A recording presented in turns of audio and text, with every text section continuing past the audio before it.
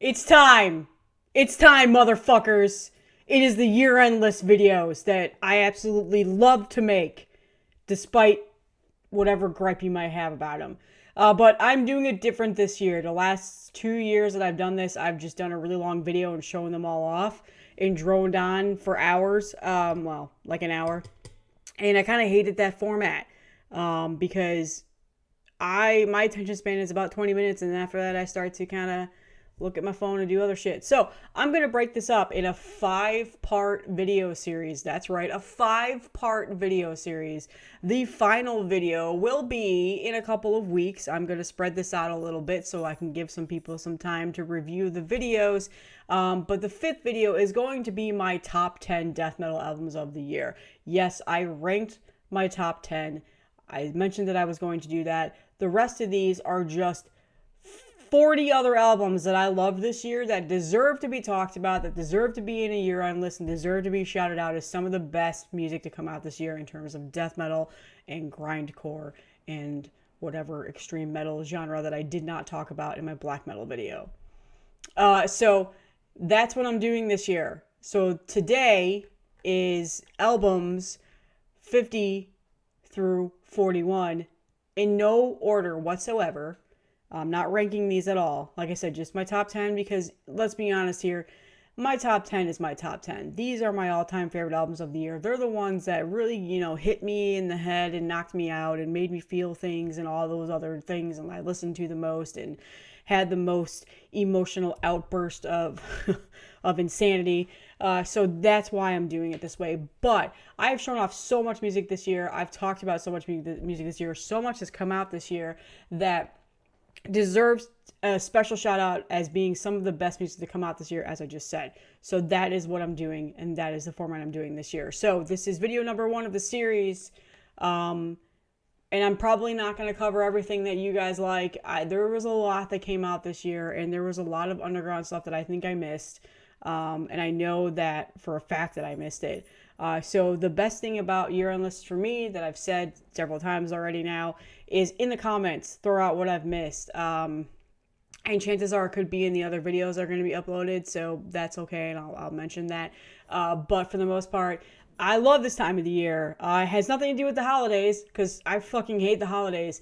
But I love this time of the year because everybody's year-end lists are different. I always find a new band. I always find a new label. There's always something new out there that I learn about, and I absolutely love that. So I love this is like a kind of like a sharing of all of the things that I enjoy about the social media space when it comes to death metal and extreme metal as a whole. So, all right, out of the way. Okay, so I've got a lot to talk about today. I'm going to try my best to not make these long videos, but we'll see. The first one is Dripping Decay with Festering Grotesqueries, and I just realized I didn't pull this album, but I did do a whole entire video dedicated to this album a while ago, right after it came out. So that's just more editing on my part because I'm going to edit the album cover on here. But Dripping Decay is a band out of Portland. They're a U.S. death metal band. This is their first full-length album, so their debut full-length that came out on Satanic Royalty Records. And I really loved their EP that they put out last year called, their demo that came out about 2 years ago, give or take, more like a year and a half, called Watching You Rot. I got it off of Headsplit Records. I became a fan of the band, and then they released their debut this year. This is filthy, disgusting, murky, just makes you feel like you should probably take a shower after you throw up from listening to it, death metal. That is what you're getting with this band. You can almost just tell that by the album cover, but it is really fun.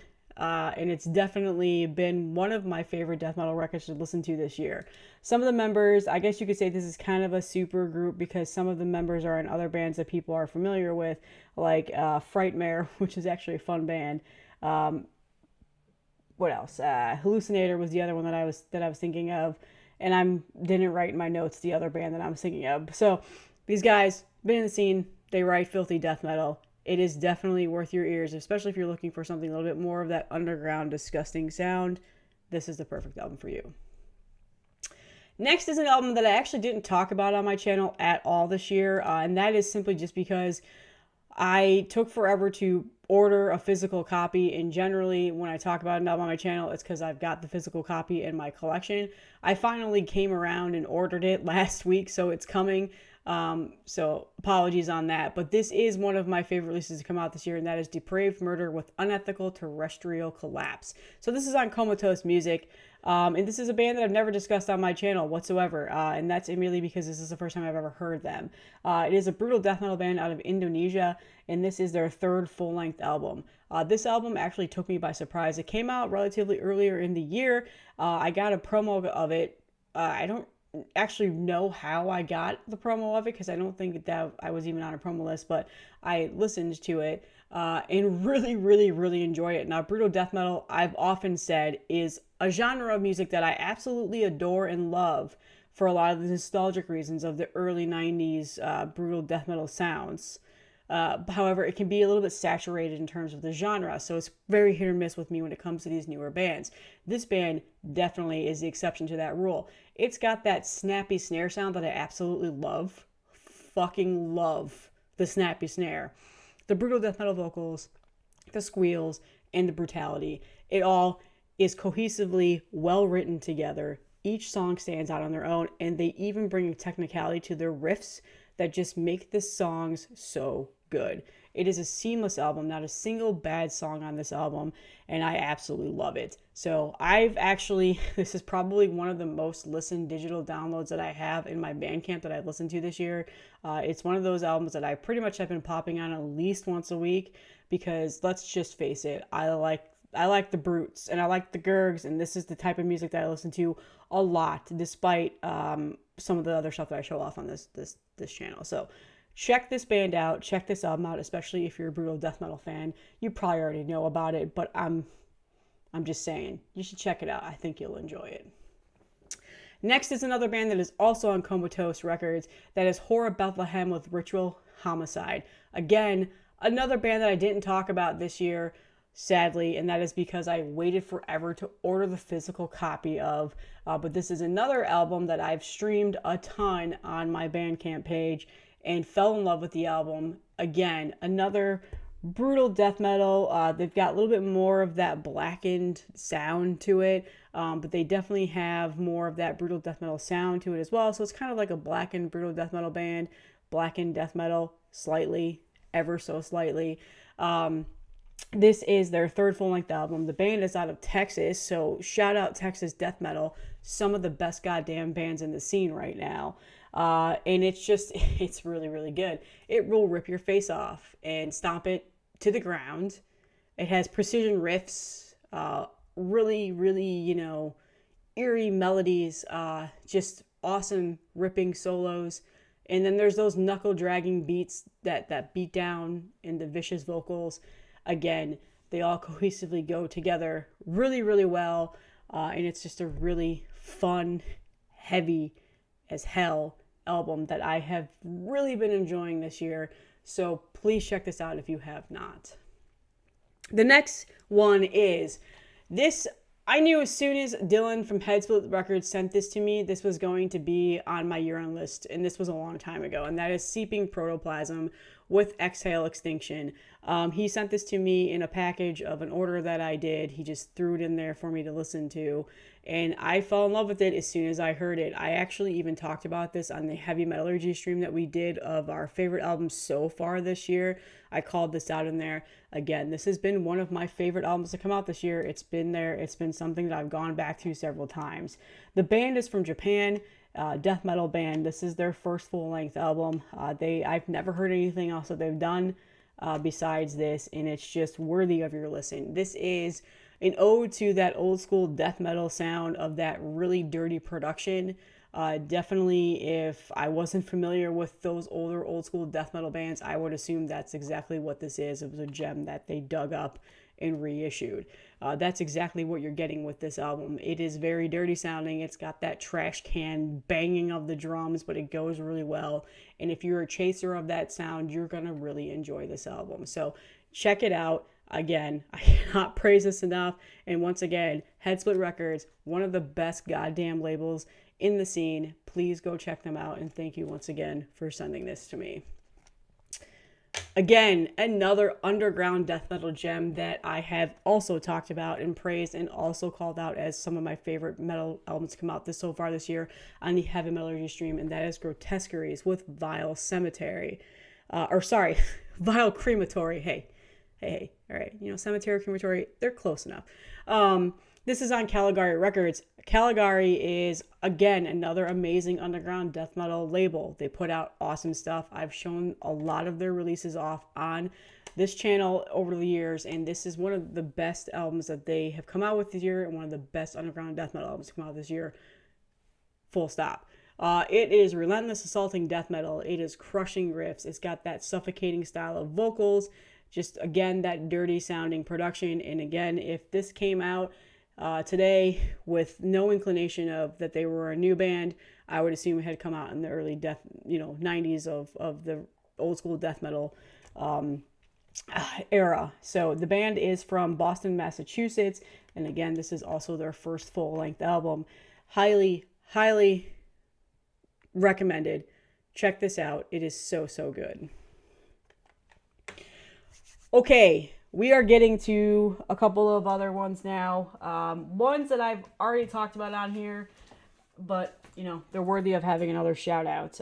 Sorry, I got to bend down and get it. So the next one is, and there is no bias here, just so you know, is The Glorious Dead with Cemetery Paths, Binder Recordings. And yes, this is Marty's band. He did send this to me well before it came out. This has been one of my favorite spins this year. I've hyped it up quite a bit on my channel, into my groups of friends. I like this album a lot. These guys are, a bunch of older guys in the scene. They've been in the death metal scene for a long time, and they're writing pretty much what I call ode to old school death metal, and they're doing it right. It's not that oversaturated death metal sound that everybody is complaining about. This is a very, very good album, and the one call out that I always have mentioned is that TJ's vocals are so sinister and evil sounding on this record, and I absolutely love it. So check this out. And again, their first album is also very good. So this is definitely going to fly under the radar this year, but it's worthy of your ears to listen to. And the next one is one that I don't own yet. It actually does not come out until December 15th. And this is Sulfuric Hatred with their self-titled album on Sentient Ruin Laboratories. Now, I got an advance promo of this, so you're probably wondering how is it on my list if it hasn't even come out yet. And that is why I've been listening to it for a little over a month now. If you're not familiar with this band, this is their first full-length album. They have never released anything previous to this other than a demo that I didn't even hear before that. This is Blackened death metal, and this is the singer of Undeath Alex's band. So that is one of those things that you may not know.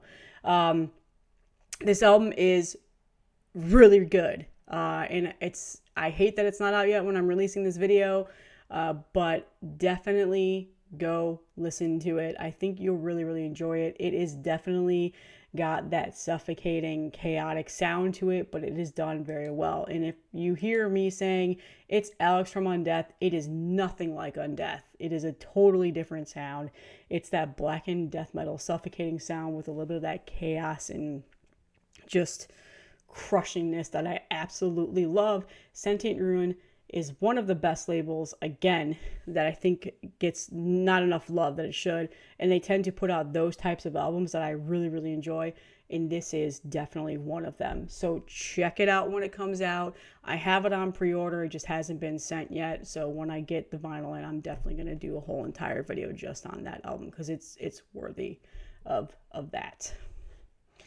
The next one is another Sentient Ruin Laboratories release. This actually did not come out until December 1st, but again, I got an early promo of it, and that is Abyssal Rift with Extirpation Dirge. It only took me, 14 minutes to not be able to pronounce something. That's pretty good. Usually it's like the first album I talk about. This is fantastic death metal with incredible drumming and doomy elements into it. There is a little bit of resemblance of Blood Incantation on their first album. It's not that ambient shit that they put out, in a more heavier aspect. So if Blood Incantation decided to go incredibly more dissonant and crushing and heavy, this would probably be that record. Yeah, It's really, really, really good. This was a surprise to me. I didn't expect to like it as much as I have. I've probably heard it now for about a month, and I've been listening to it a ton. And I've been seeing a lot of praise on it ever since it came out last week, so that makes me happy. The band is out of the US, and this is their first full length. They don't have anything else out ahead of that. It looks like it's only a 2-piece, and it's really, really good. And like I said, they have those doomy elements into it, and it's not just that slow down death metal that they consider doom. Like, it is legitimately got the doom elements that they mix really, really well with that cavernous, suffocating death metal sound. So check it out. It is a really, really good album. The next is another one that is not out yet, but again, I got an advanced promo to it, and that is Jarhead Fertilizer with Carceral Warfare. Now, Jarhead Fertilizer is one of those bands that is pretty much a super group. It's got members of Full of Hell in it, and it's got pretty much 3 members of Full of Hell. So this is like their second band. They came out with an album a couple of years ago called Product of My Environment, which was awesome and one of my favorite releases back then. This is on Closed Casket Activities. It comes out December 8th. I've listened to it several times, and I even mentioned a couple of days ago that, hey, if you've got your year-end list locked down, you might want to wait till this comes out, because it is a very, very good album. It is death metal with a lot of other elements littered into it. It's got the industrial sound. It's got the high-pitched screaming that you're used to hearing, and more of like that grindcore slash, I guess, power violence. Let's not get on that again. But it is not a standard death metal album. It's got it's a mixed bag of sonic assaults to your ears.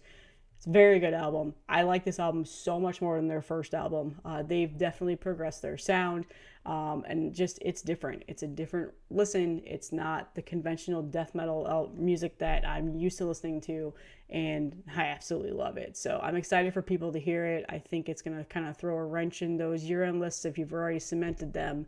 But definitely just put the brakes on a little bit. I think some people are really going to enjoy this album, so it is very good. And finally, the last one for today's video is, without a doubt, one that I've talked about several times on here, promoted it like crazy, and that is Lipoma, Odes to Suffering. I could not leave this off my year-end list, because this is one that I have taken off my shelf several times and listened to extensively. Goregrind is not my all-time favorite music genre. I have called that out several times on here. It is a very hit or miss thing for me. However, this band does it in a way that I really enjoy. It's got riffs, it's got filthiness. I love the vocals, and this has been one of those albums that I've gone back to because it's just fun to listen to. And when I'm in the mood for something that is not going to wrap my brain, that makes me have to think about what I'm listening to or try and figure out what intricacies are going on in the background, this is that album for me. This is out on Grand Vomit Productions, another awesome underground label that you should check out. One thing to call out about this is their second full-length album. They have a ton of splits and EPs and comps that have come out. So it's, yeah, I mean, what do you expect? That's how a lot of Goregrind bands are. And the other thing to call out is this is a one-man band. He does everything. Max Pierce, he does the vocals, the guitars, the drums. The drums are drum programming, but it doesn't bother me whatsoever. I really enjoy it. So a great album. Check this out. Again, I couldn't leave this off. So there you have it. That is the first round of my favorite albums to come out in 2023 for death metal. Are there things on here that you didn't know about? I'm sure there are. I know I've called out, 3 albums that technically haven't come out yet or just came out like within the last week. A lot of people have been giving me a little bit of grief about that. And again, it happens. I mean, the Decibel end list, same thing. They had some stuff on there that hadn't come out yet. We get promos. We listen to them. And so I'm just thankful to be able to be in that realm now. And promo lists are not hard to get on. Like, they hand those things out like candy. So there you go. So part 2 will be coming up next week. I'll be recording and editing these. The final top 10 will be probably right before Christmas. And I do plan to put all of these videos together as one. It'll be very long, probably over an hour long, but some people would rather watch it in that format. So that'll be coming after the fifth series of this comes out. So thank you all, and I will see you in the next one. All right, let's do part 2 of my favorite death metal albums of 2023. Part 1 will be in the description, and I'll figure out how to pop it up here. I need to figure out annotations and learn how to do those. But this is albums 40 through 31. Again, not ranked in any order at all. Disclaimer, I'm going to do a top 10 ranking. That's going to be the 5th part of this series, and that'll be out soon. I'm waiting to record that, but all of these have been pre-recorded, so I'm sure you saw the other one that came out a couple of days ago, but let's go ahead and get started. So the first one I want to talk about today is, this kind of crept up on me. It came out not too long ago, and that is Reverence to Paroxysm with Lux Morte or Lu Morte. I don't know how to say this. Dark Descent Records. This album cover is incredibly dark, which goes, along with it. And they also put out a vinyl on Me Saco Un Ocho. This is a death metal band that I've never heard of until this year. This is their first full-length album. It came out relatively recent. The band is out of Mexico, and it is very suffocating and crushing death metal. The first 90 seconds of this album is probably some of the best death metal to be released this year, 100%. This definitely is something I've been spinning in my CD player nonstop ever since I bought this, and it, like I said, this kind of came out of nowhere. I didn't know what it was, had no idea it was being released. Had several people send it to me and say, "You're going to love this," and they were exactly right. This is in the vein of the death metal that I generally love. It's got that really swampy murkiness, really just dark and that cavernous style. Very, very good death metal. Awesome underground album to come out this year. So check this out if you have not yet. Okay, the next one is probably no surprise here, and the first $20 spin label album to be called out of a few. Probably, yeah, a few. Is the new Gravesign with Gowanus Death Stomp. We've got yourself here, a Blackened, Grindcore, kind of war metal sounding album. It is their second full length. The band is out of New York. Their first full length was awesome. I'm still a huge fan of that. Methods of Human Disposal, that also came out on $20 spin back in 2021. This one is definitely, they've progressed their sound. Like I said, there's more of that kind of that war metal feeling that you get to it. They still have that Blackened grindcore feeling. It is very disgusting and yeah, like you're on the streets of New York and you just feel filthy. It is a very good album. I would say this one definitely was a grower on me. It took me quite a bit of listens to really fully appreciate it. But I have been spinning this a lot. I really do love this band, and this is a really good release. So if you haven't listened to it yet, definitely check it out, especially if you're looking for more of a different take on the grindcore sound. It's definitely worth it. Again, now the next one, following some more things that really just destroy your ears. The new Body Void Atrocity Machine. This came out on Prosthetic Records. Again, another one that really crept up and snuck up on me. I didn't expect to like it as much as I did. And when I first heard it, I wasn't a huge fan. I just wasn't in the mood. And then when I finally sat down with headphones on, I really took it all in, and this is just by far, without a doubt, one of the heaviest albums to come out this year. It is mind-blowingly crushing. It is suffocating. It is sonically destroying your ears. That is the kind of band that this is. They are based out of the US. It looks like they're maybe out in the California area. It's sludgy, it's droney, it's doomy, it's noisy, it's chaotic, but it is it's done very well. And it's very, very good.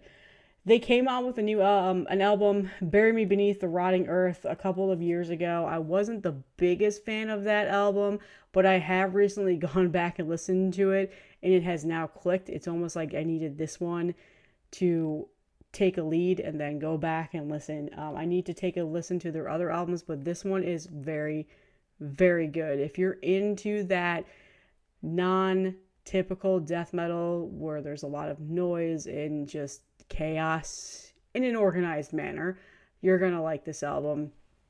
It's awesome. Prosthetic Records. They put out some really good albums this year. The next one is another $20 spin release. And this is probably absolutely no surprise, and that is Vastward Inward to Gethsemane. Listen, I Googled how to say that word. I listened to several pronunciations. I still can't do it. Speaking is not my, I don't do it well sometimes. So calm down there.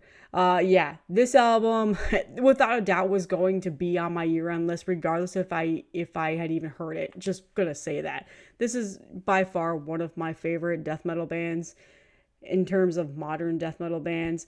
This album really surprised me with how much darker and sinister and evil they could get, because they were pretty much already on that path with Orificial Purge.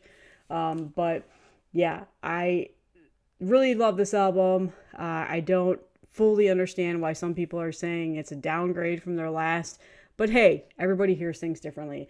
The band is from the Pacific Northwest, I believe, more in the California area. They have several other albums out that are fantastic.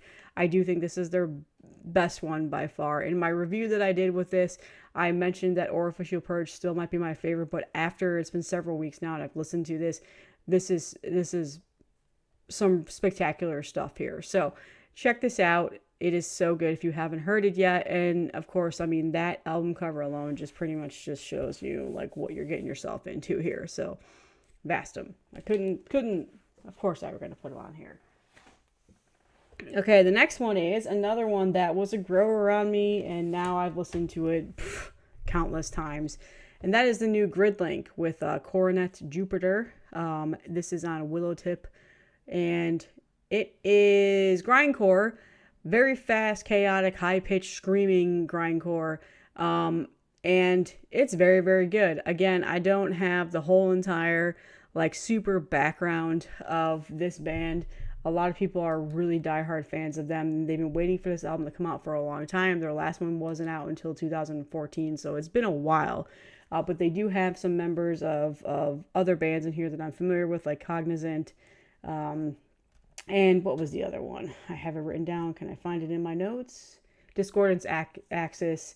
And so, yeah, it is exactly that chaotic, high-pitched, screaming grindcore. It's fast, it's aggressive, it's in your face, and it's done really, really well. There's also an instrumentational version of this on Bandcamp that I admittedly really enjoy, and I've listened to a couple of times, so check that out if you're into that kind of thing. But this is by far one of the best grindcore releases to come out this year, and it grew on me a lot, and I've been listening to it nonstop. It is very, very good. So I don't think I need to explain this anymore. A lot of people have had this on their radar for a while now. Okay, the next one is another one that I kind of slept on a little bit, and then when I finally got around to listening to it, fell in love with it, and that is the new Sentence to Die with parasitic infection on Maggot Stomp. Here we go. Here's the first Maggot Stomp release. I think Maggot Stomp gets on my year-end list, has been on my year-end list for like the last 4 years, at least. So very, very good death metal record. There's definitely some like hardcore sound to it. I was going to say hardcore adjacent, and apparently that's a really triggering term for people, so I chose not to say that. But this is a really fun album, and I listen to it a lot, and it's been living in my car. I finally took it out because I've been listening to this every time I've been taking my kids to school and stuff like that, or picking them up from school.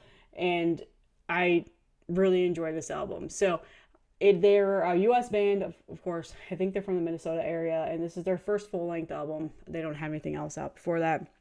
And I have said Canopy of Intestines is one of my favorite songs to come out this year by far. So if there's one song that you listen to on this album, it should be that one.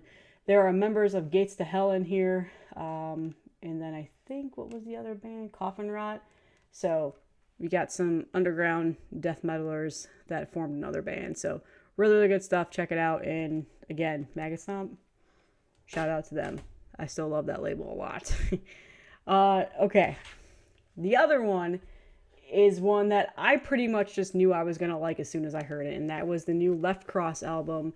What was this called again? Upon Desecrated Altars. So this is on Profound Lore. I didn't know anything about it. I saw it was announced. Was like, I don't know who that band is. And I didn't think about listening to it. And then when it came out, I saw a lot of people talking about it on social media. And I was like, okay, I'll go check it out. And then I'm hearing it and I'm like, okay, this is really good. Who is this?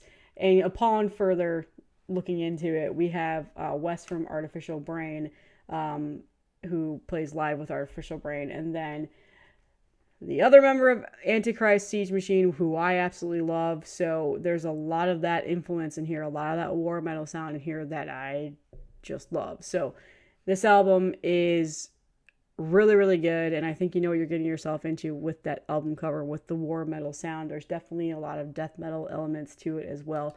But it is assaulting. That's like my favorite word to describe war metal. So band is from the US. And yeah, you should check this out.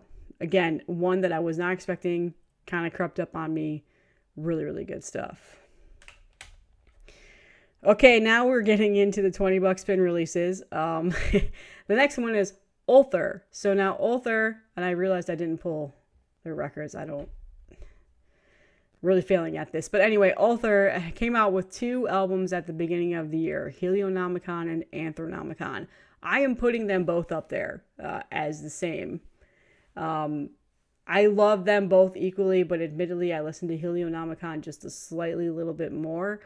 This is one of the first albums to come out this year that I deemed to be on my year-end list, and I said it prematurely, and I stuck to it, and I told people to go fuck themselves, so that gave me a hard time for saying that. I think I even said it in my review on Heavy Metallurgy.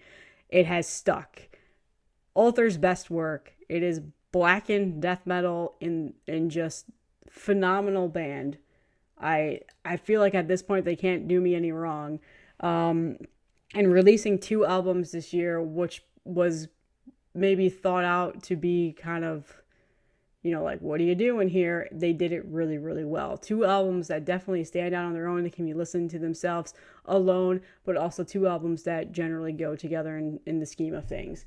So just a fantastic band. They are from the US, and this is their 3rd and 4th full-length album that they've put out. Their last album, Providence, was also on $20 spin, and I really liked that album a lot too. But I think that they've really upgraded their sound. They've stepped up their songwriting, and this is some of the best stuff that they've done in a very long time. So, since 2018 when Cosmivore came out. Yeah, great albums. Again, I knew this was going to be some of my favorite stuff to come out this year. There was just no denying it. The next is another $20 spin label release, and I also thought I had this. So apparently I missed out on the V's and the U's of my pulling. But that is Void Ceremony with Threads of Unknowing. Also did a review for this on Heavy Metallurgy. Also deemed this as one of the best albums to come out so far in 2023. A lot of people told me it was prematurely because it came out earlier in the year. But this is one that I've gone back to time after time after time. One that I've just absolutely spun a lot and have said this is one of the best death metal albums to come out this year. The band is out of the US, or a US progressive death metal, technical death metal, a little bit of black metal elements in there. They throw some jazz in there. They've got fretless bass. But I've also said that it is technical death metal and not the vein of just noodle souping your brain and you're like, what am I listening here? It is digestible and it is done very well. The musicianship is spectacular and this band is so good. So this has been a phenomenal record this year. Definitely check it out. It is very, very good. Finally, the last one for this video today is, I did pull this record, is the band out of UK, the new wave of UK death metal, and that is Celestial Sanctuary with their second full-length, Insatiable Thirst for Torment. This is on, what record was Church Road? Yeah, Church Road Records. This came out several months ago. I was super hyped for it. I loved their first album. I was a huge fan of their first album, and I was really excited. I feel like this one kind of flew under the radar a little bit. I've seen a lot of people talking about it, but I've also seen not a lot of people talking about it. But it's awesome. They've progressed their sound. They've kind of released that Gate Creeper sound that they had on their first album, and they've just gone into a more crushing, punishing death metal with fantastic riffs, and it's a very fun listen, and by far some of the best death metal artwork to come out. I think this is James Bousama. I'm just gonna check really quick so that way so I can get that correctly. I'm pretty sure it is. I don't want to know your thanks. Oh, lyric, cover, artwork. Yeah, James Bousama. Yeah, so this is one of my favorite death metal covers to come out this year. I mean, that artwork is super spectacular alone, to the point of where I bought a shirt because I love it. So, awesome album. Definitely check this band out if you've never heard them. Fun group of guys. I cannot wait to see them live someday. I'm hoping that I can catch them on a tour. But they've been getting popular. The scene that makes me happy. Awesome stuff. So that is the final album for this video. Video 3 and video 4 should be going up sometime next week, and then my top 10 maybe shortly after that. I'm also going to be doing a year-end giveaway, so be on the lookout for that. But yeah, again, these are in no order. These are just some of my favorites to come out. What do you think? Anything on this list that you've liked this year? And as always, throw out some stuff that I might have left out. But again, you should probably wait till the first video, the last video of the series comes out, because I might call out in the other ones too. So that's all I have, and I will see you guys in the next video of this series. Good morning, and welcome back to part 3 of my top death metal albums of 2023 and 2003. Yikes. 2023. The first 2 are already out. Links will be in the description where you can watch those. And this has been a lot of fun. I love year-end lifts. I love making the year-end videos. I know a lot of you wanted me to rank every single one of these, and like I said, I just didn't... It's just a pain in the ass to do that for 50 albums. So I'm going to do it for my top 10. So if you want to wait for the top 10, go for it. But for now, I am calling out some of my favorite death metal albums that come out this year, 50 of them. They're worthy of having a video dedicated to them. And let's go ahead and get started. I've got my banana mug today with coffee in it. I'm off work, so I'm excited that I have time to be able to record this and dedicate some time to edit it and all those other things, and talk about some awesome albums today. Let's get started with the first one. This is on Maggot Stomp. Yay, Maggot Stomp! Nuclear Remains with Dawn of Eternal Suffering. So a lot of you are probably like, wait a minute now. This was like in your top 10 for a long time. And you're right, it was. I did a heavy metallurgy stream a while back with Marty and Alan and Simon, and we all talked about our favorite albums so far on the year, and this was very high up there, and it has been one of my favorite albums to come out this year. However, that was pretty earlier in the year. There's been a lot of other stuff that has come out, and I found myself not listening to this nearly as much as I was at that time. But nonetheless, that doesn't matter, because this album is awesome. I know the criticism around it. It's the pingy snare and the production quality. That is exactly what I love about this album. The band is out of the U.S., I believe Phoenix to be exact. Wow, talking. This is their first full-length album, and it's brutal death metal done in like the 90s old school brutal death metal sound, or more like the old school brutal death metal sound. I wouldn't say maybe 90s. I don't know. Anyway, very nostalgic feeling when I listen to this album. It reminds me a lot of the older brutal death metal bands I used to listen to all the time. Before that scene kind of got a little saturated there, where everything just kind of sounded the same. To me, this stands out and doesn't sound nearly as the same. A lot of every single song is good.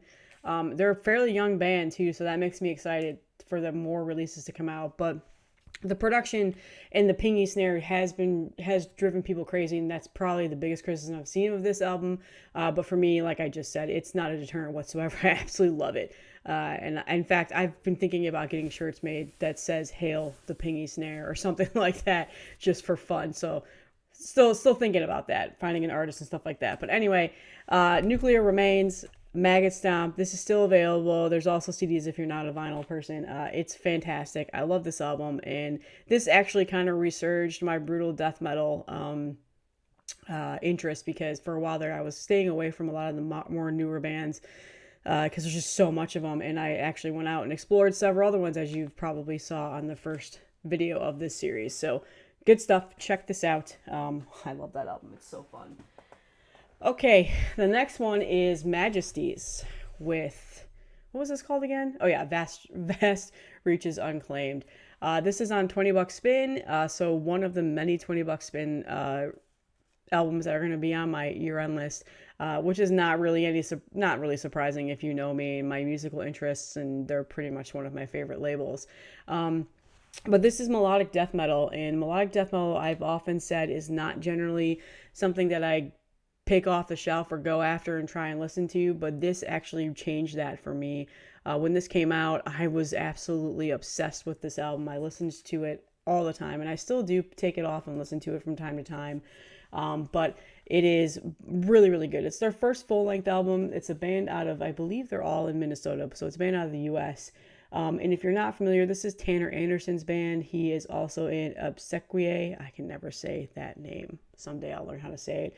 And I believe he's also played with Holder Live, and he's got connections with Panopticon and all those. I'm a huge fan of Tanner's writing and his music that he puts out. So this was admittedly a biased thing for me to buy and listen to and hype up, but it is a very, very good album. I've seen a lot of high praise for it. And it's pretty much an ode to that older school of melodic death metal that pretty much I feel like has just gone now. And they do it really, really well. So I don't think I need to talk anymore about this. I've seen a lot of praise about this album. I've seen a lot of people talk about it, but yeah, Majesties. The next one is a no-brainer. Well, I wouldn't say that. Okay, a no-brainer for me, maybe not for you. But I don't think I need to talk really a whole lot about this band, and that is Incantation with Unholy Deification. Someday I'll be able to say that correctly. Legendary death metal band. Like I said, I really need to talk about this album. These guys are still pumping out fantastic records after all of this years. They're still staying relevant in the death metal scene, and they're still one of the bands that I pull to listen to the most. And I've often said that even though I promote so much of this newer death metal on my channel, and I do love a lot of it, I still go back to the old guys, to the guys that are the reason why these bands are existing, because these are some of my favorite music and some of my all-time favorite bands. So this album is really, really good. I think this is their best album that they've come out with in recent years. And I've definitely been putting this in like my top 4 of their discography ranking. So someday I'll do that video on here, but good stuff. And this is on Relapse Records. Okay, let's get this one out of the way. This is probably the more polarizing album that I am going to show in here, and that is the new Tomb Mold with The Enduring Spirit. This is on 20 Buck Spin. This is their third full-length album. And yeah, I feel like this has been the most polarizing album to come out this year in regards to death metal. And there's a lot of reasons around that. I'm not even going to get into the whole Decibel magazine thing, which was just fucking stupid. But the biggest thing for me is that the change in music and the trajectory that this band currently is going on. This is heavily progressive death metal now, and they've incorporated a lot more of that melodic guitar and progressive guitar sound to it. A little bit more atmosphere as well is added into this. Now, I personally liked it, and it wasn't a deterrent for me. I wasn't upset about it. I was shocked. I will tell you that. I mean, yeah, you could kind of get that from the EP that was released before this, Aperture of Body, but I didn't expect it to be fully, like a full swing. So Derek is also in Dream Unending, and that is a very heavily progressive, like atmospheric death metal band. And yes, some of that sound is on here, And at first I was kind of annoyed by that because I don't want these two bands to blend together. But after listening to it several times, this stands out alone from Dream Unending. You just kind of, you have to enjoy that progressive side of death metal. And I really, really do enjoy progressive death metal. It's some of my all-time favorite albums are progressive. So, people were really upset about that, and their expectations were completely destroyed. They wanted something more like Planetary Clairvoyance or Manner of Infinite Forms. And I said in the video that I talked about this, I'm glad they didn't go down that route, because at that point I think they would just be a copy and paste death metal band. So I'm happy that they added some more change into their sound, and I really like this album. So yeah, Tumult, $20 spin. It's a good album. So the next one, again, needs absolutely no introduction. You guys all know this band, and that is the new Autopsy album, Ashes, Organs, Bloods, and Crypts. This is on Peaceville Records. And for some people that have messaged me about how did you get that album, well, Peaceville has a US store now. Their distribution is so much more vast than it ever has been in the past. So this is pretty accessible. You can even get it on Amazon. So this is an awesome album. I like this a lot better than the album that they released last year. It's got more of a crunchier, faster vibe to it than past releases. And it's just, again, I think it's fantastic. Another band that has been around forever, is one of the most legendary death metal bands and one of my all-time favorites. To still stay relevant and still release music that I would generally pick off the shelf above a lot of this newer stuff that I'm listening to, which is not a shot at the newer bands. I mean, it's Autopsy. Like, come on. Of course, they're legendary. So I think there really doesn't need much else to be said about this. Give this a shot. Like I said, I like this a lot better than their last album. I'm blanking on the name of it right now. I can honestly tell you I did not listen to that nearly as much last year because I just wasn't a huge fan of it. But this was a comeback, and this is a very strong contender as being one of their best albums to come out, especially within recent years. Overall, they have a very solid discography, but this album is very, very good. So the next album isn't really death metal, but I put it in here because I definitely think it's worthy to at least be talked about, and that is the new End album, The Sin of Human Frailty. This is on Closed Casket Activities. This is their second full-length album, a bit of a super group here. It's got Brendan from Counterparts, if you're familiar with that band, and I think Will Putney is in the band now too, who does like everything. So this is metallic hardcore, and like I said, not really a death metal album. There's definitely like some death metal sound to it here and there. It's very minimal. But this was a pleasant surprise on my part this year. I am a fan of this band. I did really enjoy their last album that came out a couple of years ago, and then another EP that they released. They also did a split recently that I really enjoyed. I did not expect to enjoy this as much as I did. This actually came out and just crushed my face. I was very surprised by that. They've incorporated some industrial sound in here, a little bit of ambience that I really, really enjoy. So it's not just this heavy metallic hardcore album anymore. They've progressed their sound quite a bit. So it is a very, very good album. If you're into this kind of music, I'm sure you've probably already heard it or listened to it. And one thing to shout out, the record itself is awesome. This jacket is incredible. I did an unboxing video. Go back and check it out. It is just top tier stuff here. And I did not know it was going to be like that when I got this. So check out End if you're not familiar. Links will be in the description as always. I'm excited to talk about this one. I probably would have had this a little bit in my top 10, but there was just a lot of top 10s there that I couldn't bump out. And this is Ascended Dead with Even Fall of... What is this called? Oh, Even Fall of the Apocalypse. I was reading another line on my notes and got confused. Anyway, this is another $20 spin release. First time I had ever really paid attention to this band. I was not very in on them. I had heard their past releases that came out. Abhorrent Manifestation was their last album to come out in 2017. But this album was a grower for me, I'll admit. I bought it when it first came out. It was pretty early in the year when this came out. The band is out of the US, by the way, and this is their second full-length album. And it's very maniacal, and and crazy sounding and very dark and sinister and suffocating. It's a very deranged sounding album. And at the time of this coming out, I wasn't in the mood for that kind of death metal yet. But now we're several months in, it's been almost a year since this came out. Well, close to almost a year. Yeah, this album has just, it does something to you, man. It makes you really feel like you are in a very deranged situation, just about to be freaking destroyed. I don't know, that album cover alone just shows that. There's this like wailing, screaming that he does in his vocals that is very black metal sounding, in my opinion. But this is very much maniacal, crazy, assaulting death metal, very suffocating and dark, and it's very, very good. I get some war metal vibes here and there, but I wouldn't necessarily say this is war metal, but it is it's a fantastic release. So if you haven't heard this yet, check it out.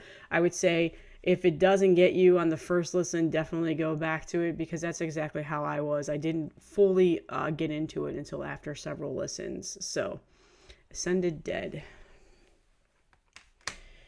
All right, I'm actually really excited to talk about this one. This is probably a top 5 death metal band for me.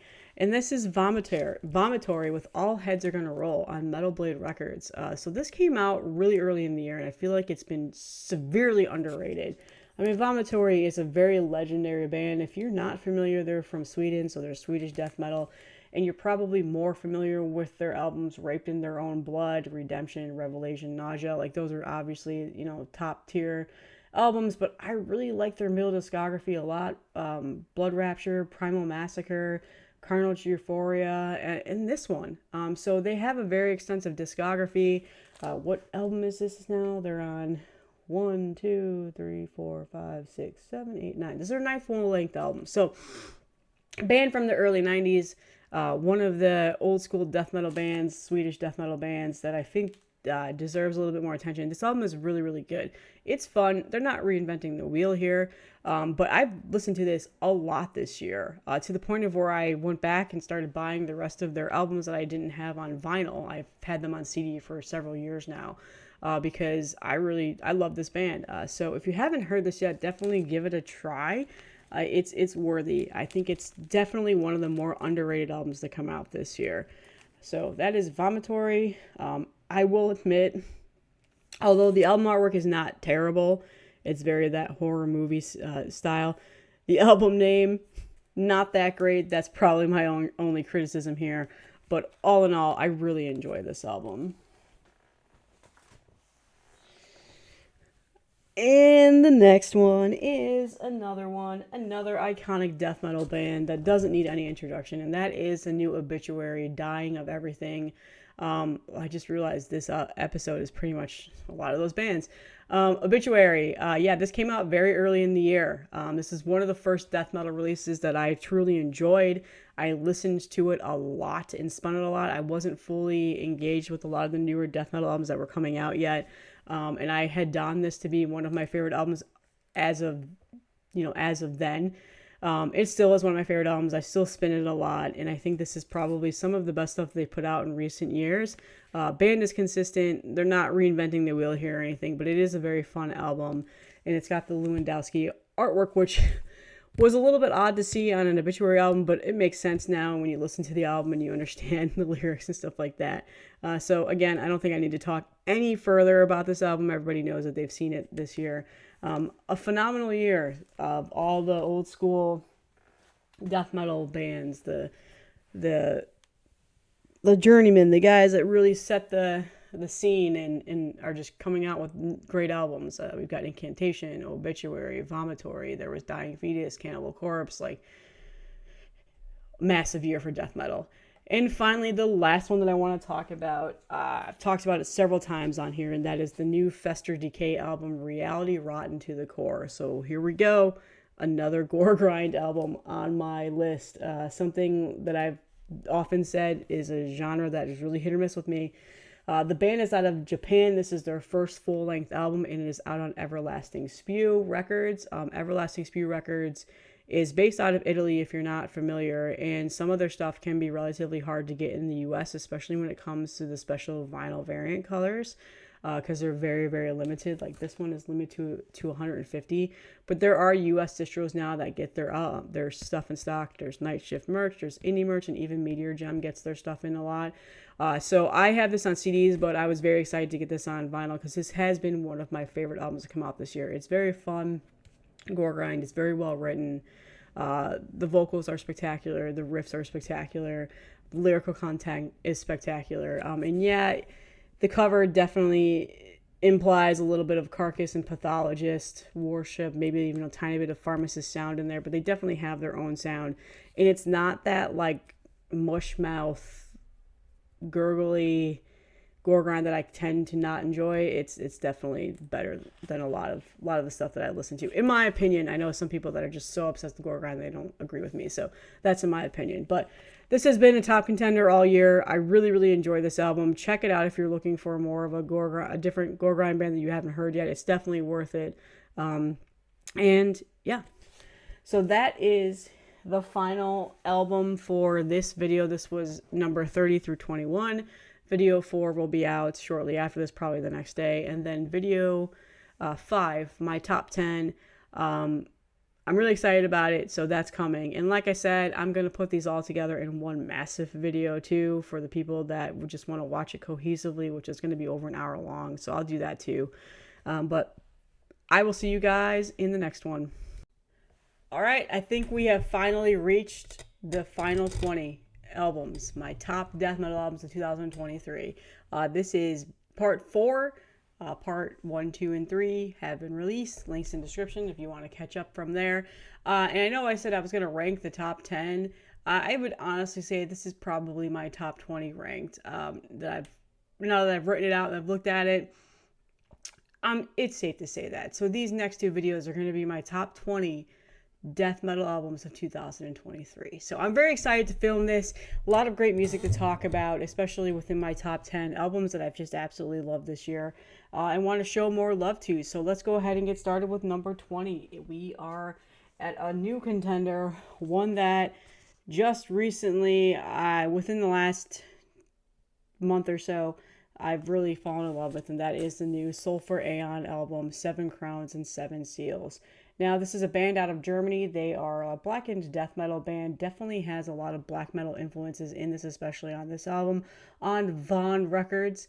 And in a couple of videos ago, I mentioned this was an incredibly hard record for me to get this year. It kept selling out, but I was able to finally get it. And this is a special slipcover on it. But I think you'll most notably recognize it by the original album cover with the amazing artwork from Paolo Girardi. This is their 4th full-length album. I do like their last album, The Scythe and the Cosmic Chaos. The Scythe of Cosmic Chaos while talking. I really enjoyed that album. And this one I think is probably my favorite so far that I've heard from them. Just very, got a lot of melodicism to it. The guitars are awesome. I love the guitar riffs on this. Very interesting vocal takes. And just, it is a very interesting album. It's very well written, and it's very, very good. It kept my interest the whole entire time. I've listened to it so many times, and this is a spectacular album. I know a lot of people really enjoy it, and they've been giving it a lot of praise, so that makes me happy. So yeah, this is by far my number 20 of 2023. The next one I don't actually own physically, and this is Neurectomy with Overwrought. Now you're probably like, what? What is this? Because I have not talked about this at all on my channel, and this is a last minute contender that came in on November 17th was when their official release date of this album was. And that album cover, look at it, really got my attention. And I looked at that, I go, well, first of all, that is 100% brutal death metal. Second of all, there's probably a technical aspect to it. And third of all, I'm probably going to love it. And that is exactly what happened. I don't know a whole lot about this band, but I know that they're from New York and that they're a trio, and that their main drummer, who is incredible, is from Malefic Throne. So there you go. Hate Eternal. And he's done a bunch of other stuff. He's been in Gorguts and Skinless and the Red Court, and that is John Longstreth. I probably butchered your last name. I'm so sorry. So that essentially gave me a inkling that I was going to like this album, and that is essentially what it is. It is very well put together, brutal technical death metal. It is a little bit of a noodle soup when you listen to it. It does scramble the brain a bit when you listen to it. But in terms of my interest of death metal this year, I've definitely gone way towards the brutal death metal side than I have in a lot of recent years. And this really, really, it clicked pretty fast with me. I do have it on pre-order. I think it should be coming. The CD should be coming pretty soon. I'm really excited to get it. I've been listening to this album just about every morning since it's come out. I've been tweeting about it and everything. It's fun.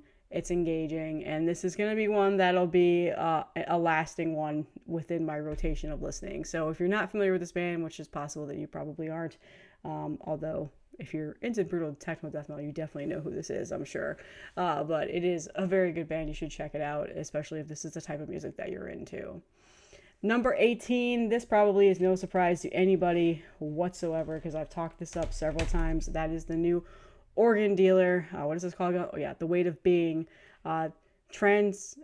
Jesus Christ. Everlasting Spew. I don't know why I was going to say Transcending Obscurity. Everlasting Spew. Sorry about that. This is Grindcore, a U.S. band out of Grindcore. This is their second full-length album. They have a couple of other splits out with Birdflesh and Nerve Grind, and their first full-length, Visceral Infection, was really good. Now, this is, again, that maniacal, high-pitched, screaming, super fast-paced grindcore done to perfection. This has been, by far, my favorite grindcore release to come out this year. I was super hyped for it, and I was really excited when they finally put this up for pre-order. I struck out on getting the vinyl. Everlasting Spew really needs to, they need to start investing more into those vinyl pre-orders, let me tell you. But yeah, just such a fantastic album. And the album artwork, just a little bit of a tidbit about this, is done by the ex-vocalist of Wormrot, Arif. So this is his album art here. So fantastic. Again, I cannot talk this up enough. This is by far my favorite grindcore releases to come out this year. Okay, number 17, probably not a surprise. If I can pick it up, probably would have gotten a lot higher if more stuff hadn't come out, and that is, of course, Dying Fetus. Make Them Beg for Death. Yep, the iconic, legendary Dying Fetus, one of the original OGs of the brutal death metal sound, at least for me. I mean, I'm sure, just, they're iconic. I don't need to go into detail about Dying Fetus. You guys know who these are. Who these guys are. The U.S. brutal death metal band. This is their 100th album. I'm just kidding. It's their, how many do they have out now? 3, 6, 7, 8, 9. 9th album. And this one is very good. I would say this is probably my favorite album of theirs since War of Attrition. Maybe even Stop at Nothing. Been listening to this a ton. When it first came out, I was just so hyped. I would definitely say some of their best stuff that they've put out in a while. Super catchy, very well done, brutal death metal, fast paced in a lot of areas. Just a very, very good album from Dying Fetus. I don't think I need to talk a little bit more about this. I think everybody, for the most part, if you're watching this video, you've either heard it or you've already judged on whether or not if you like it. But the one criticism is I'm not the biggest fan of the album artwork. I know a lot of other people aren't. I also don't like when they use this logo, but that's just personal preference. It's not a deterrent for me to listen to it. But overall, I probably would have ranked this a little bit higher, but there are some other albums that I ended up listening to a lot more that when they came out, and I just have a little bit more. Yeah, but again, still one of my favorites to come out. So Dying Fetus. And this is out on Relapse Records, so not hard to get whatsoever. Next one is kind of didn't expect to have this on my list. I'm not going to lie to you guys. And that is the new Suffocation Hymns from Apocrypha. Yeah, so if you know me well, you know that Suffocation is pretty much my favorite death metal band, with the exception of, the norms of Death and Cannibal Corpse.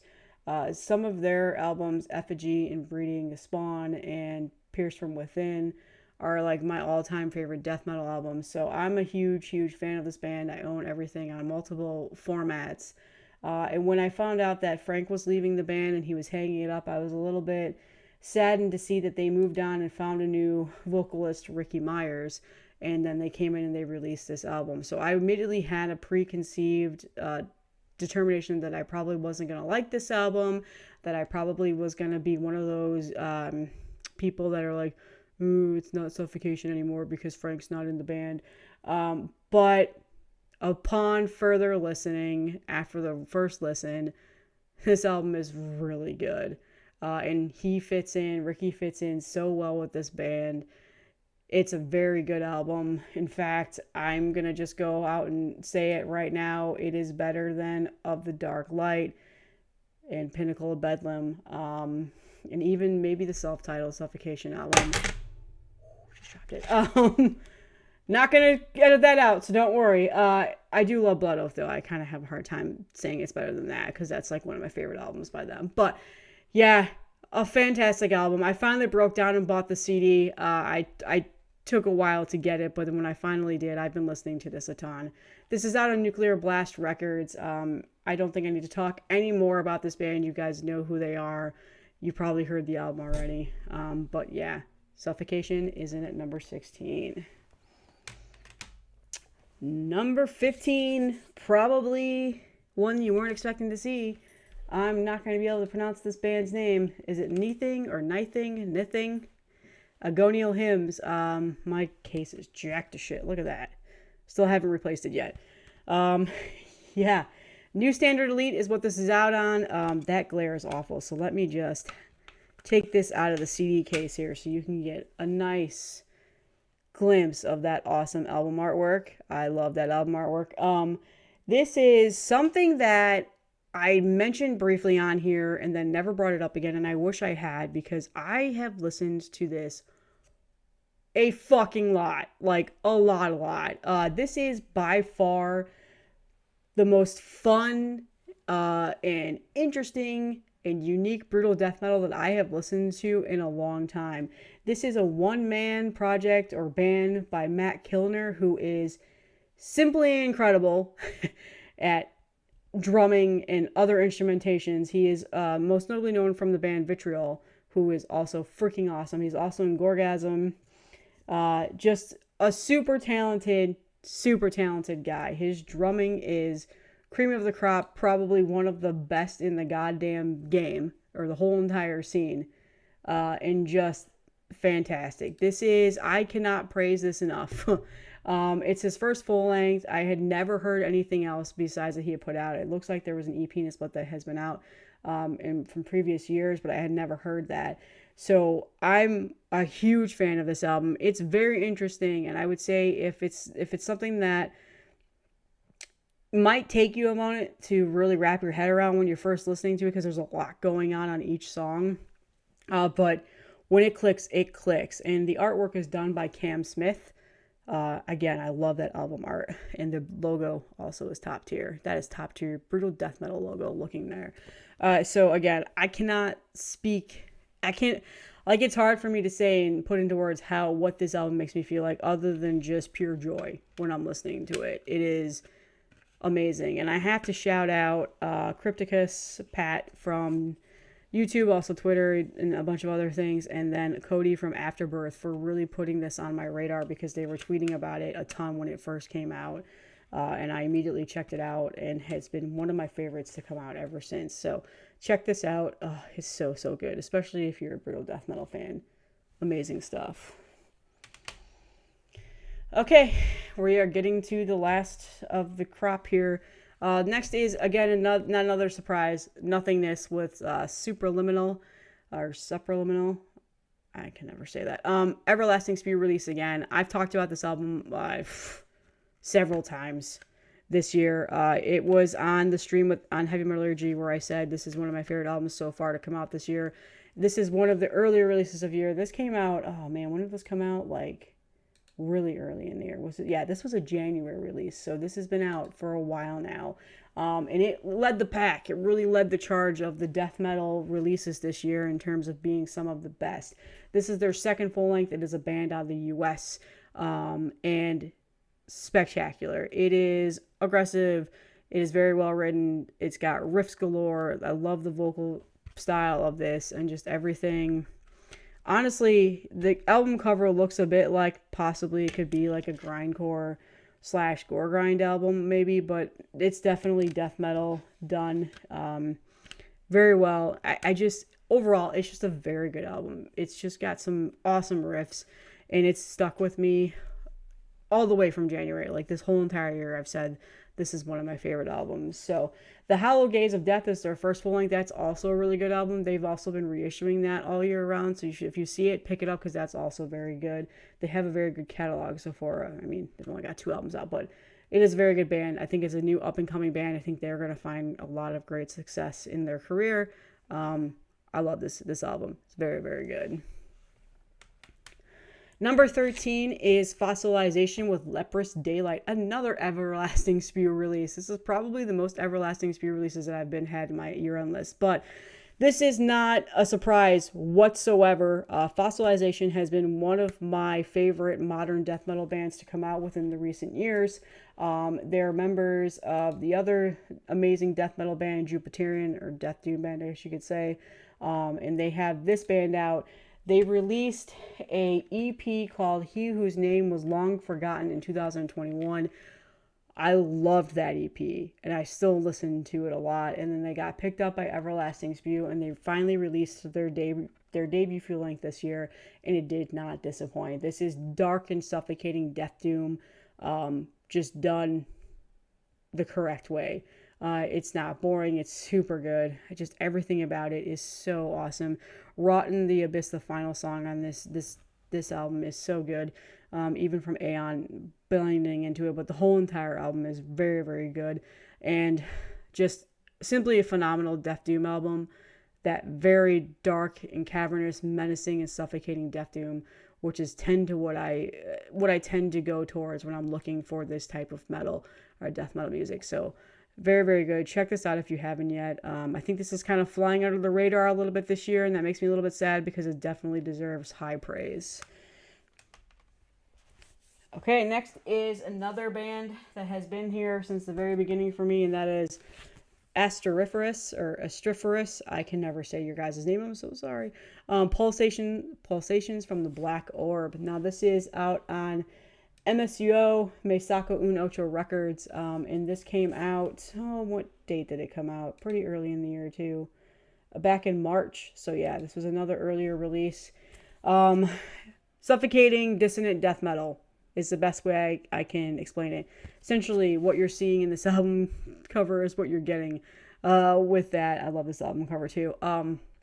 I've been in love with this album ever since I heard it. It was pretty high up in my list, and I again, has been one of my favorite albums to come out this year, all year long. I still spin it all the time. The band is out of Costa Rica, and this is their first ever full length. So I had never heard of them before, and MSUO tends to do that with me. They tend to put out bands that I had never heard of, and then I listen to them, and I absolutely love them. They pick really, really stellar bands on their label. So one of my favorite labels too. So definitely check them out if you have not.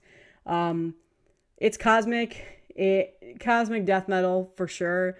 But it's very suffocating. It's got that dissonance and that very dark and heaviness to it. I absolutely love this album. It's so good. And I think this is by far going to be on a lot of people's year-end list if they've heard this. So yeah, check this out if you haven't. And then finally at number 11, I'm sure some of you probably assumed this would have been higher considering who it is. That is, of course, Cannibal Corpse with Chaos Horrific. I mean, what's there to be said at this point about Cannibal Corpse that hasn't already been said? They're one of my all-time favorite bands. I love the shit out of them. I love both the Chris Barnes and Corpse Grinder era. I have every single one of their albums. I did a whole entire like discography thing several months ago when this was first announced. And yeah, it's a very good album. I do really enjoy it. It has a lot of Gallery of Suicide on here, that elements I hear, and that's one of my favorite Cannibal Corpse albums. I would say I probably haven't listened to it nearly as much as I have with past Cannibal Corpse releases. I think that's just because there's been so much stuff that came out this year along with this. But still, has been one of my favorite albums to come out this year. It is simply stellar and simply fantastic, in my opinion. They can do no wrong at this point for me. That is all that I have from my part 4 of my video series. Part 5 will be coming shortly after this. That'll be my favorite top 10. Let me know in the comments, again, if there's anything that you've listened to that you liked in here, or what you prefer, or what you've been listening to, what I should check out that I missed. So I will see you guys in the next one. Hey there, and welcome back to Melody Loves Death Metal. Finally here, my top 10 death metal albums of 2023. I made this into a 5-part series. The other 4 videos are out, links in the descriptions where you can watch them. But this is officially my top 10 ranked, my favorite albums of this year. And let's go ahead and get started. The first one came out very early into the year, but it has stuck with me ever since it came out, and that is Ahab with the Coral Tombs. The band is out of Germany, and this is a funeral death doom band, and they do it in a way of not your average funeral death doom, if you know what I mean. This is their 5th full-length album. I was a huge fan of their last album that came out in 2015, so it has been a while since they've released an album, which was The Boats of the Glen Carrig. But this one is by far my favorite album for them to come out so far. They've exceeded my expectations in regards to this release. This is out on Napalm Records. And what you get with this album is a mixed bag of funeral death doom. You get really good death doom, you get really good funeral death doom, and then you get some cinematic, theatrical, clean vocals that remind me a bit of Typo Negative, and they just incorporate everything together. It is a very well written album, and yes, it has a theme, as you can see, of Under the Sea there. But again, this has been a fantastic album. I absolutely love this album. And like I said, it came out very early into the year. I think it was February. Oh no, it was January. So yeah, this was one of the first releases to come out this year that truly has stuck with me, that I have listened to all year round and have said this is one of my favorite albums to come out. And that has held true up until this day. So if you haven't heard this yet, definitely check it out, especially if you're a funeral death doom fan. And if you don't mind, sometimes every once in a while clean vocals come in here and there. It is a very, very good album, super engaging. I don't get bored of listening to this at all. And it's just all around a very, very good album. I think I've said that like 100 times now. So that is Ahab with the Coral Tombs. At number 10 is, of course, oh no, I messed up my vinyl. I put them the wrong way. Is, of course, the iconic Outer Heaven with Infinite Psychic Deaths. So this is probably absolutely no surprise to anybody that this is on my top 10. I absolutely love Outer Heaven. I have mentioned that this is one of my favorite modern death metal bands to be out right now. They are from the US, and this is their 2nd full-length album out on Relapse Records. This album is a lot of things that is not just straightforward death metal, and they have a lot of features on here. There's J.R. Hayes, Stephen Tucker, and then on bass for this album is Derek Vela, who is of Tomb Mold and also Dream Unending. So it is a very, very good death metal album. I absolutely loved it the minute it came out. The hype sticker is pretty much on par for what this album is: a glorious, powerful, unrelenting, heavy fucking metal. I mean, it's heavy fucking death metal. Outer Heaven is very unique to me in regards to their sound. It is a pretty much, it's not necessarily a straightforward death metal sound to me. They have a little bit more uniqueness in regards to how their vocal style is. But overall, it's a riff machine. And I absolutely love this album. I think it is by far better than their last, and I really loved their last album, Realms of Eternal Decay. So I'm really excited to see where this band goes from here. I feel like all they can do is just keep going up and keep making great albums. So this is Outer Heaven, Infinite Psychic Deaths. Okay. At number 8, this is probably the one thing that will surprise a lot of people, and that is Fuming Mouth with Last Day of Sun. So technically, I guess you want to say not a death metal album, because this is pretty much, well, no, okay, it's a death metal album, but they definitely still have that metallic hardcore sound infused into this. This is by far more death metal album than their last album that they put out. Fuming Mouth is kind of the different one that people probably didn't expect me to fall in love with this year. The band is out of the US, and this is their second full-length album.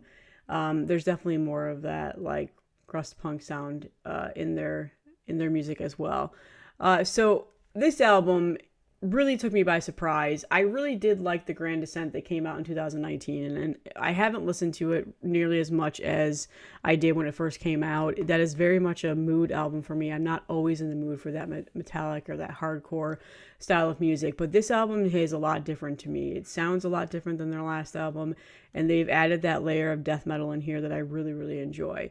Outside of the sound and how that's kind of progressed and changed for me, the overall theme of this album and what went into writing it and what went into Mark's journey with cancer, and a lot of those elements that went into this album make it a much more personable and listen for me that I clicked with. I did a review of this on Heavy Metallurgy, and I talked about how I've had a lot of struggles with cancer in regards to losing people to it, and I lost my best friend to brain cancer 8 years ago.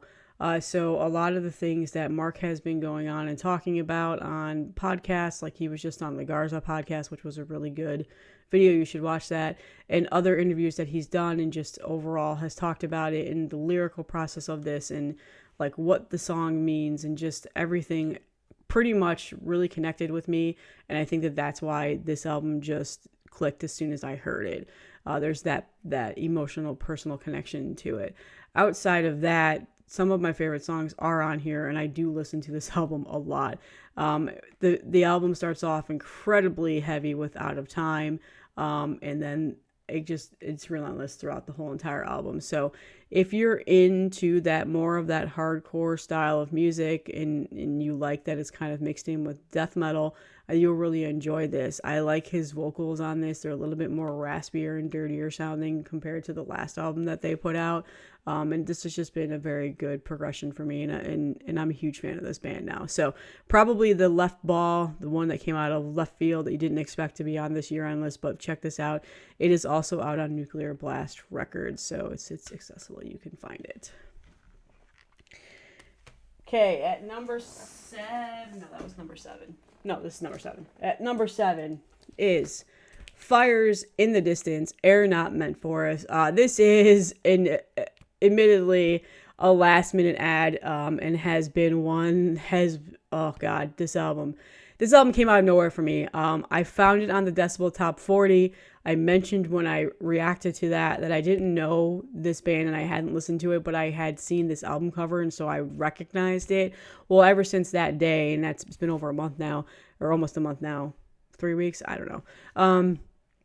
I went back and listened to this, and this blew me away in regards to that melodic death doom element.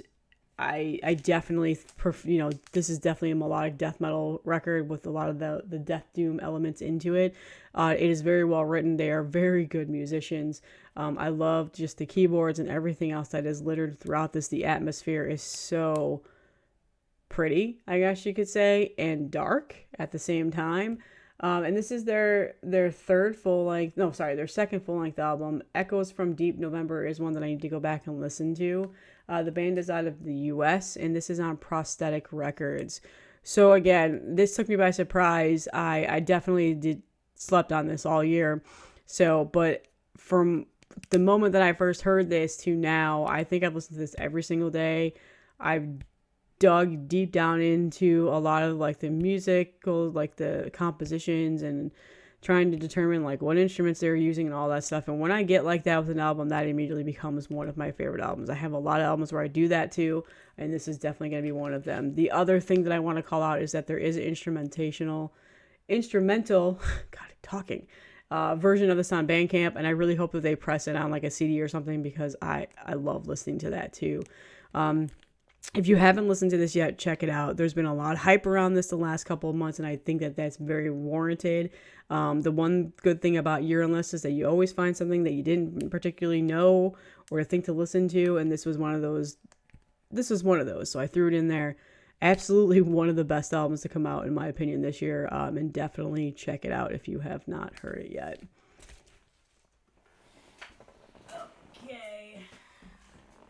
At number 6 is Horrendous with Ontological Mysticism, or Mysterium. Yeah, Mysterium. Mysticism, Mysterium. Okay, so this album, I had no expectations when I first heard it. And that's simply just because I was not a fan of their last couple of records that they put out. It didn't really do much for me at the time. The band is out of the US, and this is their 5th full-length album. This is out on Season of Mist, so got that out of the way. But this is progressive death metal. Very progressive death metal. And the album cover alone made me want to listen to it, so good job on that. When it was being debuted on the release day, I think Season of Mist put this on YouTube about a couple of days before the release. I went and listened to it, and from the moment the second song, what is it called? Couldn't be an easy song name. I'll put it in text right here. Which by far is one of the best songs to come out this year. That completely roped me in. It is a little bit of a weird listen. There's a lot of weirdness in this album, I will say, especially on, the end of side A into side B, but it is that weird progressive death metal, that experimental progressive death metal that I absolutely love. A lot of the albums I listen to are like this, so this clicked with me immediately. So I know a lot of people have hyped this album, and I think this was number 1 on Decibel and on a lot of people's lists. And I think that's definitely warranted. I've seen some sort of criticism about it being a little bit pretentious, and I kind of don't think that's what it is at all. So I absolutely love this album. I think it is a very well written album. The guys are writing really good music. They are great musicians. They're unique. And again, it's not completely reinventing the wheel here, but there's a lot of differences and uniqueness into this that makes it not just a straightforward death metal album. I think the listenability of this is definitely one of those that'll last for a very long time and be considered one of those maybe cult classic albums. I don't know. We'll see. But it is a fantastic album, and I absolutely love it. And this is one that I've been listening to a ton this year, and I agree, it's one of the best to come out this year. Okay, we're getting to my top 5 now. These are my 5 favorite albums of the year. Full stop. This was not even hard to write up. As soon as I started thinking about making these videos, I immediately wrote out my top 5, and then I worked the rest of the way. Number 5 is Disguised Malignance with Entering the Gateways. This album came out of nowhere for me this year. I didn't know anything about it. I didn't see any promotional stuff about it. Nobody really had been chirping about it in my ear. And then it released, and then people started sending it my way and saying, you have to listen to this. You're going to love this, especially if this is the type of death metal that you absolutely love. And that ended up being the truth. This came out, did I say Prosthetic Records? Yeah, it's on Prosthetic Records. It came out back in September, so it's been out for a while now. This is their first full-length album. The band is out of Finland, Finnish death metal. And yeah, there's that classic Finnish death metal sound to this, but they also added a layer of the progressiveness in here, and it's not super progressive like Horrendous or the Tomb Mold album. They've got a little bit of ambience and progressiveness in a couple of songs here. It mixes in really well, and they do it really well. It just, oh, it's so good. These guys are pretty young too, and they are very, very good writers in terms of death metal. It says on the hype sticker for fans of Cryptopsy, Demigod, and Morbid Angel. Yeah, early Cryptopsy. I wouldn't say any new Cryptopsy. Just brutal sounding death metal. It is crushing in riffs galore, and then it's got like that really good song structure of writing that they have. Just very, they just write really good death metal is what I'm trying to say here.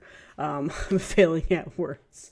Again, it surprised me, but it's definitely worthy of your attention. And this has been sitting on my like playlist. I stack vinyls up next to my record player, and I definitely have played this at least several times a day for the last, since I've got it. Came out in September, so very, very good album. I cannot praise it enough.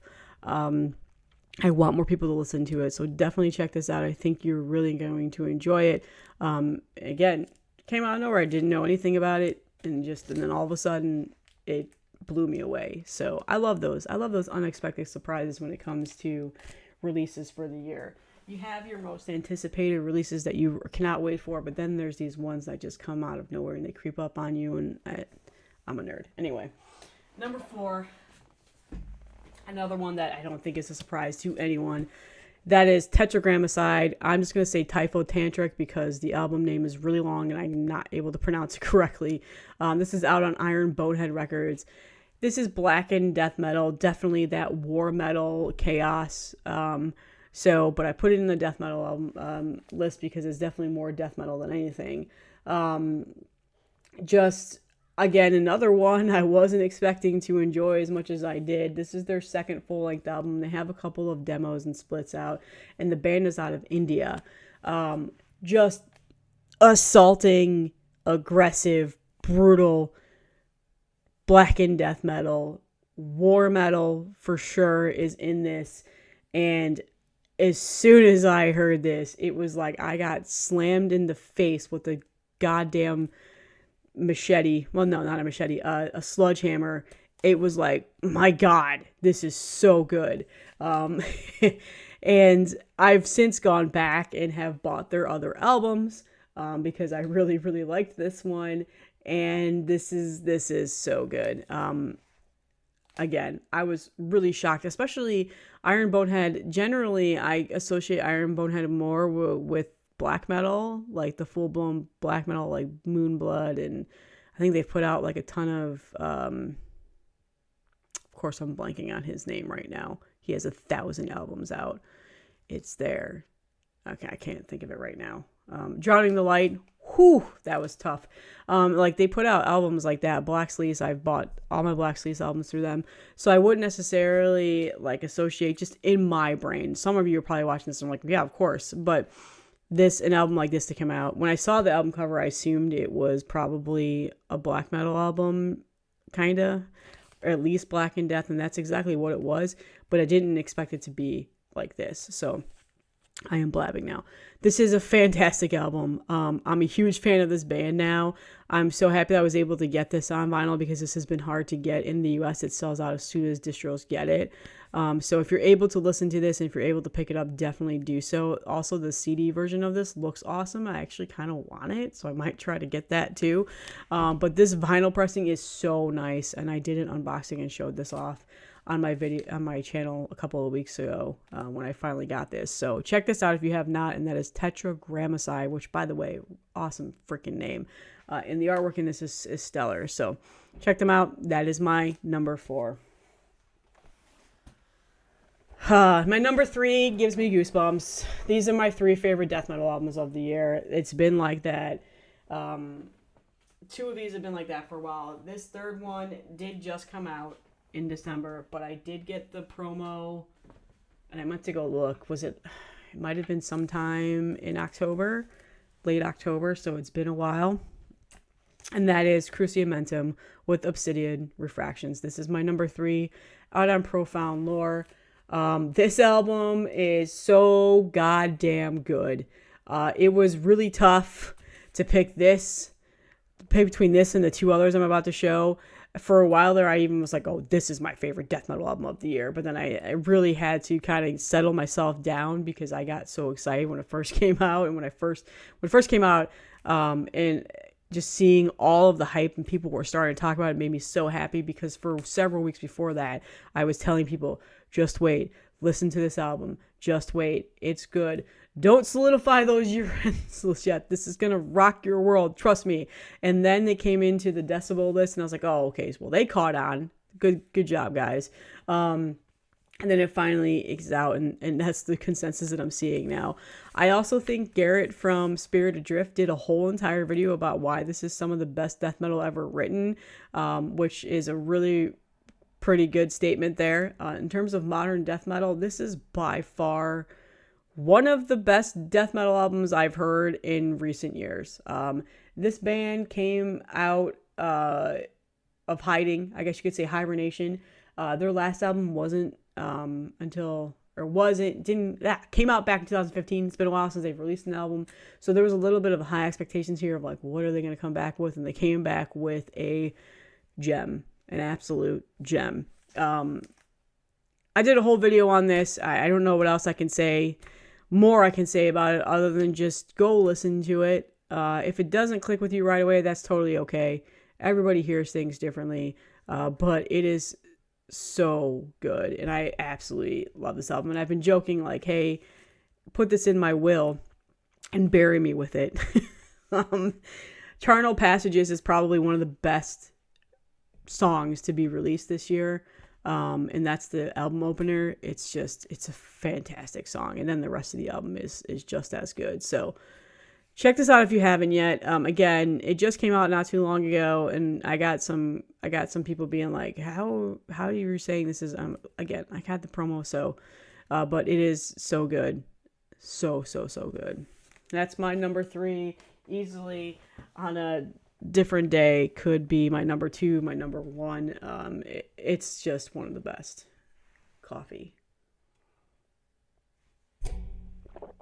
Talking makes my throat all gross. Okay. Number 2. And the only reason why this is number 2 is because number 1 came out. All right. So, but this was my favorite album pretty much all year until this next one that I'm going to show you came out. And that is Cattle Decapitation with Terracite. So you guys know Cattle Decapitation is one of my all-time favorite bands. I love this band. I've loved them for a really long time.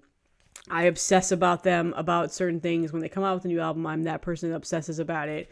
I tamed my hypeness for this because I wasn't sure what to expect. I really did like Death Atlas. I did. But I was a little bit worried that we were going to start getting the copy-paste Cattle Decapitation albums, because the band's been out for a while and they've pumped out a lot of music in their time. So, and then it came out and it blew me away. And I think this is probably my favorite album behind Monolith of Inhumanity, which is just one of my all-time favorite death metal albums to begin with. This is some of their best stuff that they've released since at the Polarizing. I can never goddamn death metal albums. And that album was very good. I think I might put this up above Anthropocene Extinction. I can never say that. Like, even my friend Paul, who's like a huge Cattle Decapitation fan, taught me how to say it, and I still can't do it. Thank God I'm not an English major. But yeah. So, album artwork is done by Wes Benscotter, who is a legend in the scene in regards to album art and just an overall amazing artist. And a lot of people dogged on this album art. They thought it was just stupid. Yeah, it's not their best, but again, I really enjoy it now that it's been out for a while. So yeah. And the music itself it's definitely Cattle Decapitation, but they add a little bit more layer to their music on this album that they haven't had in their past albums. There's a little bit more of the doomier side of things on here that they've never really put into their sound. And just the overall flow, beginning to end, is so good. And I think this is Travis Ryan's, one of his best vocal performances on an album by far. And then seeing it live this year also solidified that. The guy is a monster. He has just some of the best vocals in death metal. And this album is fantastic. There is just a full-on like transition from song to song to song, starting from The Storm Upstairs, which is the 5th song, all the way to the final song, Just Another Body, that just puts me in a lot of a trance, and I'm just like, oh yeah, this is so good.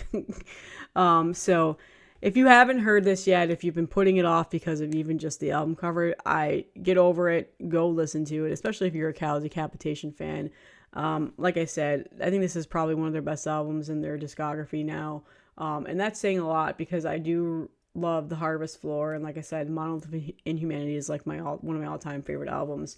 But this definitely is such a progression from Death Atlas. So if Death Atlas deterred you a little bit, come back and listen to this album. I can't say anymore. I can't say words anymore. It's such a good album. So anyway, this is out on Metal Blade Records. And if you're not familiar, the band is from the US. They're most notably known for a lot of their grindcore earlier albums, but they definitely are more of that death metal sound now. They do have a little bit of the grindcore elements here and there, but I definitely hear more death metal these days, especially on this album. So it's fantastic. I'm done talking about it. I love this album. It was my number one for a very long time. And I've been saying it all year. It's going to be Cattle. It's going to be Cattle. And then these MFers, these motherfuckers come out of nowhere. I mean, not really out of nowhere. I got the promo for it way back before the album came out, like almost a month or two before the album came out, which was good on you, Willow Tip, for getting that out there. And that is, of course, Afterbirth, within but not of. I always say that incorrectly too. This album blew me away. And a lot of people are probably like, really? Because I know a lot of the criticism, and I've seen a lot of it in people's reviews, and I've watched YouTube videos, and I've seen tweets about it. I don't have any of that. So if you're not familiar with this band, they are from the US, I think the New York area. This is their third full-length album. And their last two albums, Four Dimensional Flesh and The Time Traveler's Dilemma, were fantastic albums. I became a huge fan of them when they released Four Dimensional Flesh, which was back in 2020. It was something I'd never really heard before. It was very unique. And at the time, I donned it as, that's kind of a mood album for me. I don't know if I'm always going to listen to that. And then that ended up not being true. I pulled that album off my shelf and listened to it a lot. And then they released this album back in October. I got the promo for it, I think, at the end of August and early September. And I kind of sat down and didn't listen to it for about a week or two. And then I finally did. And I was not expecting... I knew that they were going to be like the weird, proggy, brutal death metal that they are. But this is leaps and bounds better than their last album. The songwriting on this is spectacular. So this is definitely progressive, brutal death metal, tactical brutal death metal. So it's a blend of a lot of different death metal genres. You've got progressive death metal, you've got brutal death metal, you've got technical death metal, and you've got brutal technical death metal, all on one album. It's like they got in the studio and they said, hey, what kind of death metal album do we want to write today? And they just all said, yes, all of them. And when I first heard it, I was like, oh yeah, this is good. It's fun. It's engaging. It's different. It's unique. And then after that, every single day I've listened to this. Every single day I have listened to this since September. Every single day. This has been the album that every night when I'm going to pick up my kids from their after school activities and stuff like that, I put it on and I listen to it. And I was getting really anxious because the vinyl pressing got delayed just because of the color variant that I ordered was delayed because it takes a little bit longer to make. And I just wanted it physically so I could listen to it in my office on my stereo. And I was tired of the digital release, but it finally came and I'm super happy. But in regards to the music, so if you haven't heard this yet, it is definitely that brutal death metal, like pig squeal vocals of Will Smith, and not the Will Smith that got that bitch slapped Chris Rock. It is Will Smith, who was also in Artificial Brain. This is I think he's done with Artificial Brain. Anyway, he's got that gurgly, brutal death metal vocal throughout the whole entire album, with a couple exceptions of like faster parts where they're high pitched screaming. And it goes over this progressive death metal. And it kind of is a weird mix, and some people can't get past the vocal passages of that.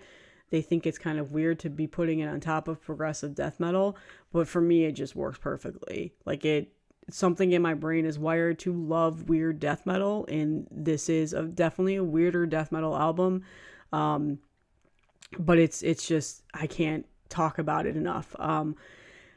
I think what really, like, the first 3-4 songs, the first 5 songs are very good, and they're heavy and they're crushing, and then they kind of slow down a little bit more proggier. Those are more of the crushing death metal songs. And then when we get to song 6, which I'm donning as like one of my favorite songs to come out this year, Hovering Human Head Drones.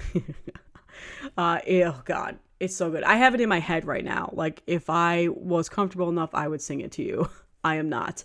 And then from the whole entire side B of this album, it is just pristine and such good guitar tones and just proggy, and it does so much goosebumps to me. Like, so much goosebumps to me. What am I even saying right now? It gives me goosebumps, and it's seamless, and it flows, and it's, like I said, that progressive death metal. But then it adds that layer of brutal death metal that I love, which the brutal death metal style of music that I love is the gurgly, piggy squeal type of vocals. Like, that's what draws me to it. And they put that on top of this. So they put those vocals on top of progressive death metal, and it's like they just put 2 of my absolute favorite death metal components together and created a perfect 10 out of 10 album, in my opinion. Again, I know it's not for everybody. I've seen a lot of the criticism or just saying like, hey, like, the musicianship is good, like, the music is good, it's the vocals that I can't get over. And I totally get that. Like, it's not for everybody, but for me, this has been just an amazing experience.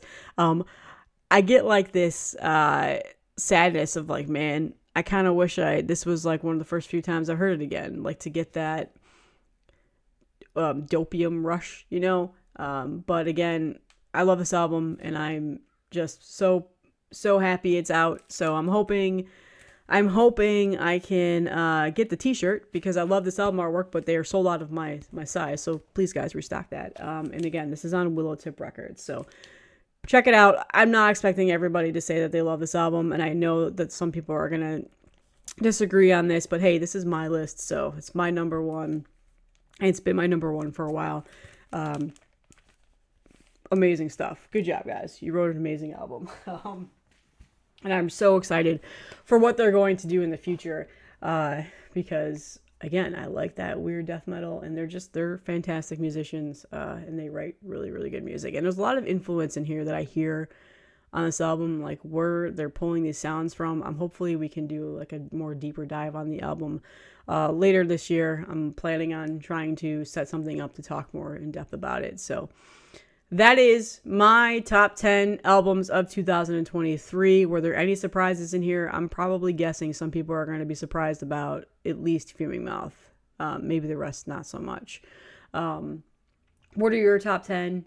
Put them in the description or the comments. Let me know what your favorite albums were this year. Let me know what I missed in all of my top death metal releases, because I know I missed a lot. There's a lot of things that came out the year that I was not able to listen to. And again, I've said it in every video, this is my favorite time of the year. I love year-end lists because I always find new music. I always find new bands to listen to. People recommend stuff, and it's awesome. So thank you guys for a fantastic year. This has been one of the most successful years in my YouTube career, my career on YouTube as a content creator. My growth has just shot up way beyond whatever I thought it was going to be. I think when I started out the year, I was not averaging the views or anything like that I am now. So I'm very grateful for that. If you're new to the channel, you like what you want to, if you like my videos, you can go ahead and subscribe. I'm not going to say, hey, you should subscribe. Just if you like them, subscribe. Subscribers, I know, really don't technically matter, but I like to build a community here and have people that I can talk to daily about good music. So More videos will be coming this year. This is not the final one. I'm going to make several other ones of like my favorite EPs and splits and my favorite death metal songs on the year. And then I'm going to do a death metal artwork one. I've seen a couple other people doing the artwork stuff and I thought that was a cool idea. So I'm stealing it. Naturally, that's what YouTubers do. But yes, and then there will be a giveaway. I will announce that on December 31st. So it's a good one. It's a vinyl this time. So it's a good one. That's all that I have, and I will see you guys in the next one.